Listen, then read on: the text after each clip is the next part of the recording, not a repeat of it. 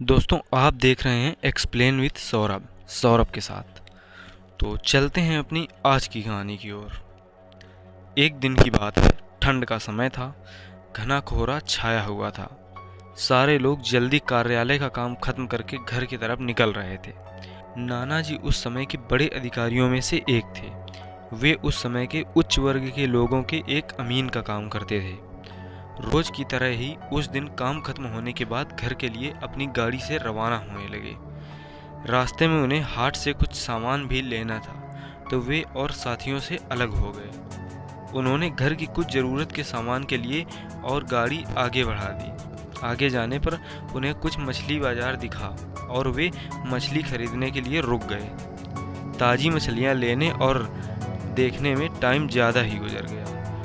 उनकी जब अपनी घड़ी पर नज़र गई तो उन्हें आभास हुआ कि आज तो घर जाने में बहुत देर हो गई है और ये सब लेकर घर पहुंचने में काफ़ी समय लग जाएगा। फिर यही सब सोचकर उन्होंने सोचा कि क्यों ना जंगल के रास्ते से निकला जाए, तो जल्दी पहुंच जाऊंगा। तो उन्होंने अपना रास्ता बदला और जंगल की तरफ अपनी गाड़ी को घुमा लिया। समय 11 बज चुका था। गाड़ी तेज रफ्तार से आगे बढ़ रही थी। तभी अचानक तेज ब्रेक के साथ गाड़ी को रोकना पड़ा।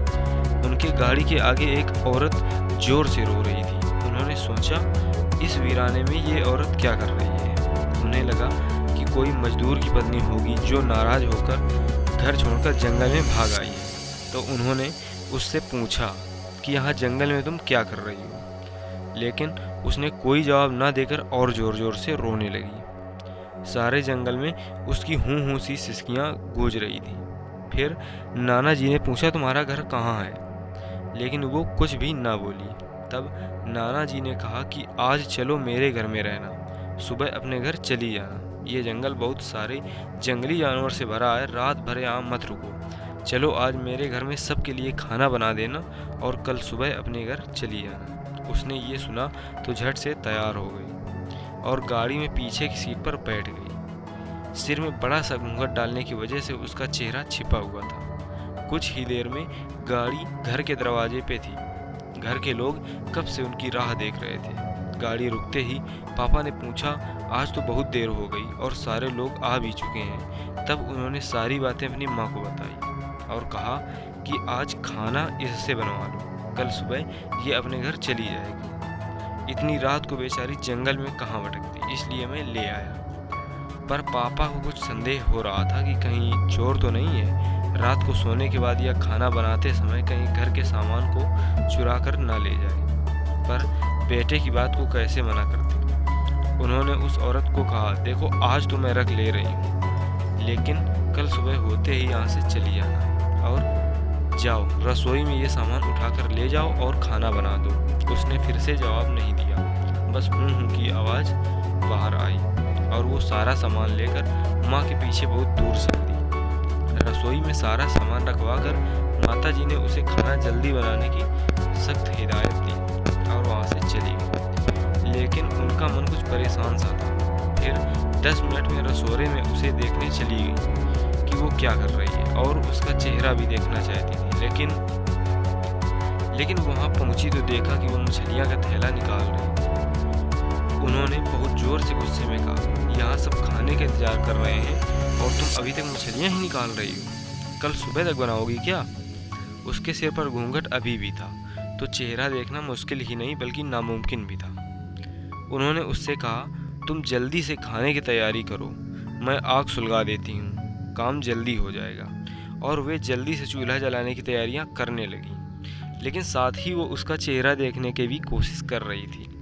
लेकिन वो जितना देखने की कोशिश करती वो और पल्लू खींच लेती।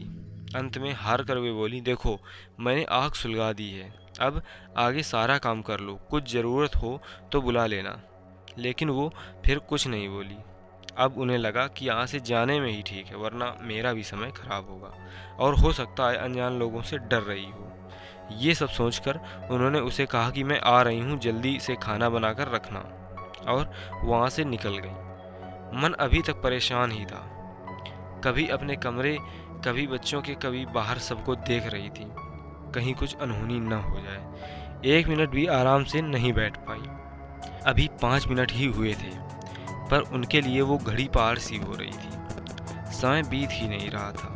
8 मिनट बड़ी मुश्किल से गुजरे और वे तुरंत ही कुछ सोचकर रसोई की तरफ दौड़ी। और वहां पहुंचकर जैसे ही उन्होंने रसोई घर का नज़ारा देखा, उनकी आंखें फटी की फटी रह गईं। उनके पैर बिल्कुल ही जम गए। न उनसे आगे जाया जा रहा था, न ही पीछे। उनके हृदय की धड़कन रुक गई थी। वो औरत रसोरे में बैठकर सारी कच्ची मछलियाँ खा रही थी। सारे रसोरे में मछलियाँ और खून बिखरा हुआ पड़ा था। उसके सिर से घूंघट भी उतर पड़ा था। इतना खौफनाक चेहरा आज तक उन्होंने नहीं देखा था। बाल नाखून सब बढ़े हुए थे।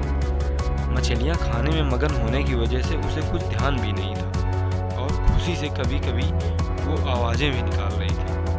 सी आवाज़ें गूंज रही थी। रसोरा पिछवाड़े में होने की वजह से और लोगों का ध्यान भी इधर नहीं आ रहा था। माँ को भी कुछ समझ नहीं आ रहा था कि चिल्लाने से कहीं घर के लोगों को नुकसान न पहुँचाए। वो चुड़ैल से अपने घर को कैसे बचाए, उन्हें समझ नहीं आ रहा था। बस भगवान का नाम ही उनके दिमाग में आ रहा था। अचानक वे आगे बढ़ने लगी उसकी तरफ और झट से एक थाल लिया और चूल्हे की तरफ दौड़ी।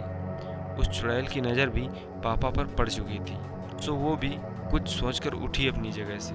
माँ कुछ भी देर नहीं करना चाहती थी। उन्हें पता था कि आज अगर जरा सी भी लापरवाही हुई तो अनहोनी हो जाएगी। उस चुड़ैल के कुछ करने से पहले ही उन्हें चूल्हे तक पहुंचना था और चूल्हे के पास पहुंचकर उन्होंने जलता हुआ कोयला थाल से भर लिया और चुड़ैल की तरफ लेकर जोर से फेंका। आग की जलने की वजह से वो अजीब सी डरावनी आवाज़ निकालने लगी। अब तो उसकी आवाज़ें बाहर भी जा रही थी। सारे लोग घर से रसोई की तरफ भागे। वो चुड़ैल जोर से जोर की आवाज़ निकाल रही थी और पूरे रसोई में दौड़ रही थी और माता जी को पकड़ना भी चाह रही थी। लेकिन अब सारे लोग रसोई में आ चुके थे। काफ़ी लोगों की भीड़ देखकर वो और भी डर गई थी। लोगों की भीड़ को झेलती हुई वो बाहर जंगल की तरफ भाग गई और सारे लोग ये मंजर देखकर डरे सहमे से खड़े थे और मन ही मन माता जी की हिम्मत को दाद दे रहे थे। तो माता जी ने कुछ ऐसे ही अपने घर से चुड़ैल का पीछे छुड़ाया। और दोस्तों, ये कहानी हमारी यहीं पर समाप्त होती है। और आप लोगों को ये कहानी कैसी लगी हमें कमेंट में ज़रूर बताएं और ज़्यादा से ज़्यादा अपने दोस्तों के साथ शेयर करें। और अगर आप लोग अभी चैनल पे नए हैं तो हमारे इस चैनल को एक सब्सक्राइब और इस वीडियो को एक लाइक ज़रूर कर दें, क्योंकि यार एक वीडियो को बनाने में बहुत सारी मेहनत लगती है। चैनल को सब्सक्राइब करो पहले। हाँ, जल्दी करो। मुझे पता है कि आप लोग नहीं करते, वीडियो देखते हो लेकिन सब्सक्राइब नहीं करते। लाल कलर का बटन नहीं से दबाओ, जल्दी दबाओ, फिर मैं शुरू करूँ। दबा दो जल्दी। दबा दिया, घंटी में दबा देना, ठीक है।